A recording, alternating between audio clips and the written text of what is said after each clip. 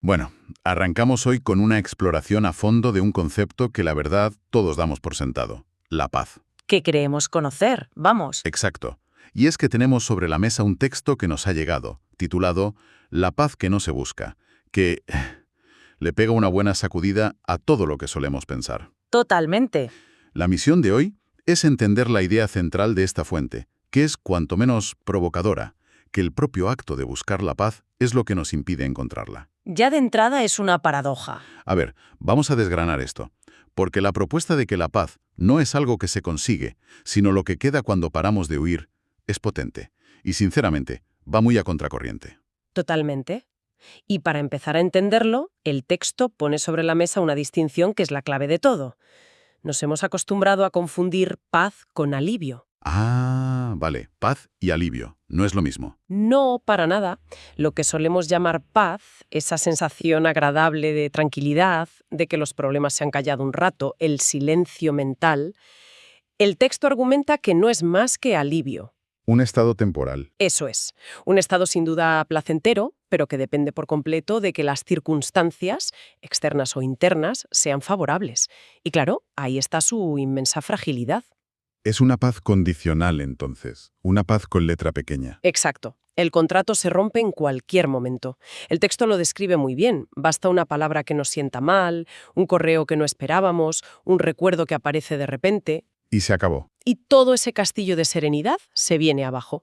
La conclusión a la que llega la fuente es tajante. Si se puede romper, si depende de que algo pase o no pase, nunca fue paz. Fue una tregua. Una tregua. Una pausa en un conflicto que nunca se detuvo. La palabra tregua es muy interesante porque implica que la guerra va a volver, que el conflicto de fondo sigue ahí, latente. Y el texto de hecho se mete de lleno en la raíz de ese conflicto. ¿Ahí va? No dice que nos falte paz, sino que nos sobra un movimiento interno constante, un motor que nunca se apaga y que denomina la huida. Y es un motor que, según el texto, consume una cantidad de energía brutal.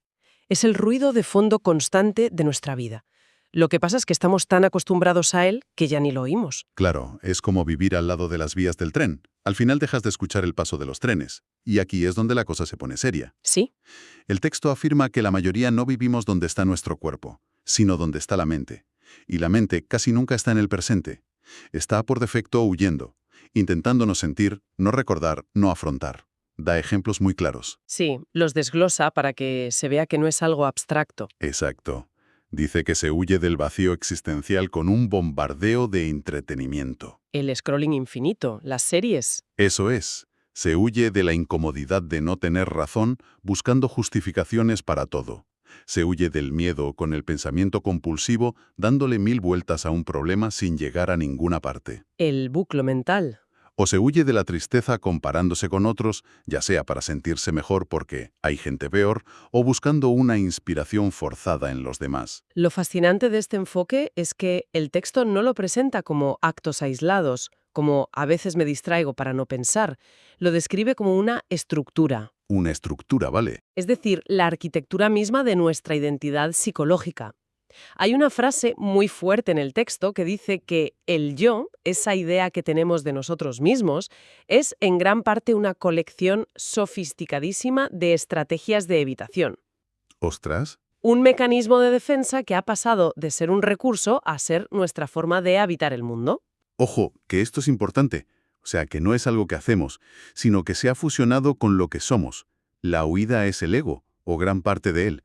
Esa es la idea central. Y la consecuencia, según el texto, es inevitable. Mientras esa estructura de huida esté activa, por sutil y normalizada que la tengamos, hay tensión. Lógico. Porque huir, evitar, resistir, todo eso requiere un esfuerzo constante para mantener a raya partes de nuestra propia experiencia. Donde hay tensión, hay conflicto interno. Y mientras haya conflicto, la paz es estructuralmente imposible. Da igual lo que hagas por encima. Da igual cuántas técnicas de relajación, mantras o meditaciones guiadas apliquemos encima. La energía de base del sistema está dedicada a mantener esa guerra civil. Y pensar en esa huida constante. Suena agotador. Me hace pensar en toda la industria que ha surgido precisamente para ofrecernos un respiro de ese agotamiento. La industria del bienestar. El texto apunta directamente hacia ella. Me lo imaginaba. Lo hace y con una metáfora muy visual. Dice que gran parte de la cultura del bienestar moderna ofrece un paracetamol emocional. Paracetamol emocional. Es buena, ¿eh? Es brillante porque todo el mundo lo entiende. Un paracetamol te quita el dolor de cabeza, te baja la fiebre, alivia el síntoma y te permite seguir funcionando, pero no cura la infección que te está provocando la fiebre. Oye, pero a veces un paracetamol es justo lo que necesitas. No siempre uno tiene el tiempo o la energía para hacerse una cirugía a corazón abierto, ¿no? No, claro. El texto condena cualquier forma de alivio temporal, porque a veces solo se necesita superar un mal día, no deconstruir toda la psique. Es una objeción muy razonable y el texto no es tan ingenuo, no condena las herramientas en sí. La crítica va más profundo. No se trata de si sirven o no. Claro que sirven para aliviar. Vale. El problema es cuando ese alivio se convierte en el objetivo final y en otra forma más sofisticada de la misma huida. El texto cuestiona prácticas como reentrenar la mente para fijarse solo en lo positivo, gestionar los pensamientos negativos o elegir la calma. Espera, que eso es el pan de cada día de la autoayuda. ¿Por qué lo cuestionas y suena bastante bien? Lo cuestiona no porque sea malo en sí, sino por el uso que se le da. Desde la perspectiva de esta fuente, a menudo se convierten en herramientas para reprimir o decorar lo que nos resulta incómodo. Enmascarar. Exacto. En lugar de entender por qué siento un vacío, lo lleno de afirmaciones positivas. En lugar de sentir la tristeza, la gestiono para que se vaya rápido. Es como si en la habitación hay algo que huele mal. ¿Y en vez de buscar qué es y sacarlo? Ujú. Nos dedicamos a echar ambientador cada 5 minutos. El problema sigue ahí, pero ahora huele a lavanda. Es una huida con buena imagen, una huida mindful. Exactamente. Por eso el texto la llama una falsa paz, porque es un estado que requiere un mantenimiento constante. Funciona solo mientras nada ni nadie contradiga esa narrativa de calma que hemos construido a la fuerza. Es una tregua mantenida artificialmente. Justo. El texto lo resume de forma demolidora. No libera, mantiene. No resuelve, posterga. No despierta, acomoda. Uf, qué duro. Detrás de todo ese lenguaje amable del bienestar, a menudo sigue operando el mismo movimiento de fondo, el miedo a sentir lo que de verdad sentimos. Se cambia la estrategia de huida, pero no la huida en sí. Vale, entonces el panorama que dibuja es bastante desolador. Si buscar activamente la paz con las herramientas que nos venden es en el fondo una forma más elegante de huir, ¿cuál es la alternativa? Esa es la pregunta. ¿Rendirse y vivir en un estado de conflicto permanente? Porque eso tampoco parece una solución. Aquí es donde el texto da el giro más radical, y para muchos el más difícil de aceptar. Propone cambiar la pregunta de partida. A ver, La pregunta que casi todo el mundo se hace es, ¿cómo puedo conseguir estar en paz? Pero según esta fuente, esa pregunta ya es parte del problema. Nace de la propia estructura de la huida. la pregunta en sí. Sí, implica que yo estoy aquí, en un estado de no paz, y la paz está allá, en un futuro ideal que tengo que alcanzar con mi esfuerzo. Es la tensión de la que hablábamos. La distancia entre lo que es y lo que debería ser. El motor del conflicto. Justo. Ese movimiento de ir hacia la paz es la esencia de la inquietud. Por eso, el texto propone una pregunta que dinamita esa estructura. Vale, ¿cuál es? En lugar de preguntar ¿cómo estar en paz?, la invitación es a preguntar ¿qué está huyendo en mí ahora mismo? Ah, Esta pregunta no busca una solución, no busca llegar a ningún sitio. Busca la observación directa. Invita a girar la mirada 180 grados, no para arreglar, sino para ver, para entender qué es ese movimiento. a ver si lo entiendo. La idea es que la paz no se alcanza, porque el propio verbo alcanzar ya implica esfuerzo, distancia y deseo. Y esos son los ingredientes del conflicto, no de la paz. Exactamente. Esto es una paradoja en toda regla. ¿Cómo se llega a un sitio si te dicen que no puedes caminar hacia él? Me siento un poco perdido con esto. Es que es completamente contraintuitivo. Choca con toda nuestra programación de resolver problemas. Pero la clave está ahí. ¿Dónde? El texto lo dice de una manera muy poética. La paz aparece cuando no hay nadie intentando estar en paz. Cuando ese yo, ese gestor interno que constantemente intenta controlar, mejorar, analizar y dirigir la experiencia, se relaja. Dice que para ver el final de la huida basta con un gesto. No hacer absolutamente nada para modificar la experiencia interna. Nada. Nada. Y esto es clave. No corregirla, no juzgarla, no analizarla para cambiarla, no empujarla para que se vaya, no resistirse a ella. Simplemente observar lo que hay. Uf, Si hay miedo, observar el miedo. Si hay ansiedad, observar las sensaciones de la ansiedad en el cuerpo. Si hay aburrimiento, sentir plenamente el aburrimiento, sin ese segundo movimiento de «esto no debería estar aquí, tengo que quitarlo». suena increíblemente difícil en su sencillez. Porque todo nuestro instinto, toda nuestra biología grita «haz algo, soluciónalo». Claro, sentarse a observar el miedo sin reaccionar. Es como pedirle a alguien que no parpadee si le acercan un dedo al ojo. Desde luego. Es ir en contra del hábito de toda una vida. Pero el texto aclara algo importante. El resultado de esta no acción no es un estado místico de éxtasis ni la iluminación instantánea. Menos mal. Es mucho más simple y terrenal. Lo que ocurre es que el conflicto desaparece porque la lucha desaparece. Es una cuestión casi de física. ¿Cómo? Si no hay resistencia al miedo, no puede haber conflicto con el miedo. El miedo puede seguir ahí, como sensación, pero la batalla contra él se ha terminado. Y cuando esa lucha interna cesa, lo que queda es una quietud. Una quietud que no hemos fabricado. Ni buscado.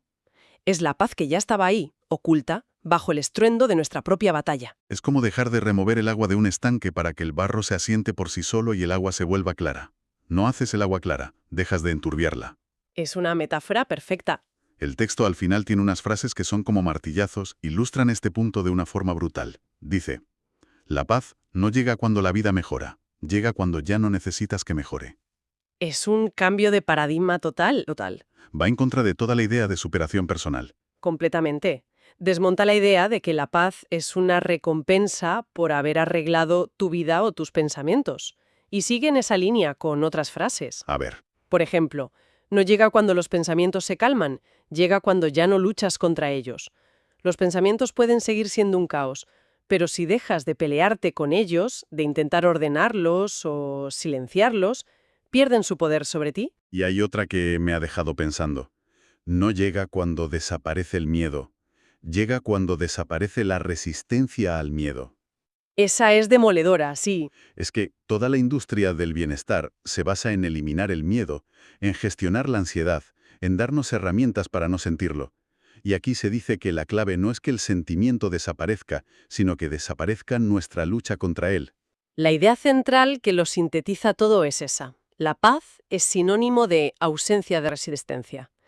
El texto argumenta que la fuente de todo el conflicto psicológico es esa división que la mente crea constantemente entre lo que es y lo que debería ser. Siento ansiedad, pero no debería sentirla. Exacto. Estoy triste, pero debería estar feliz. Mi vida es así, pero debería ser de otra manera. Esa brecha entre la realidad y el ideal es el campo de batalla donde gastamos toda nuestra energía. ¿Y cuando la resistencia cesa? Cuando dejas de pelear con lo que es, esa división se colapsa. Y si no hay división, no hay bandos. Y sin bandos, no hay guerra. Y sin guerra, la paz se revela, no como algo que hemos ganado o construido, sino como la condición natural. El texto la compara con el silencio que se revela cuando el ruido se detiene. El silencio no se fabrica. Simplemente estaba ahí, tapado por el ruido. La paz, según esta visión, es igual. Estaba ahí, tapada por el ruido de nuestra lucha interna. Entonces, si tuviéramos que resumir el viaje que propone esta fuente, diríamos que la paz no es un destino al que se llega con esfuerzo, ni un premio por portarse bien psicológicamente. No. Es lo que queda, lo que emerge, cuando todo ese movimiento interno de huida, de resistencia, de lucha contra nuestra propia experiencia, se detiene. Justo. La clave no es añadir algo nuevo, una técnica, un pensamiento positivo, sino dejar de hacer algo que genera una tensión constante. Exacto. Es un proceso de sustracción, no de adición. Quitar capas de resistencia en lugar de añadir capas de control. Y el texto nos deja con una última inversión, un pensamiento final que es casi un desafío para quien lo lee. A ver, dispara. Nos dice que la pregunta más inútil que nos podemos hacer es ¿cómo consigo la paz? Porque esa pregunta, como decíamos, nace del mismo yo controlador que impide que la paz se manifieste. Es la pregunta de la huida. Entonces, ¿nos deja sin pregunta? ¿O hay una que sí considera útil? Sí, deja una, la que invita a una exploración honesta, sin la ansiedad de tener que conseguir una recompensa. La que cierra el texto, y que en realidad es el punto de partida de todo. ¿Y cuáles? Ver o enfrentar con tanto esfuerzo que me obliga a vivir en esta tensión constante conmigo.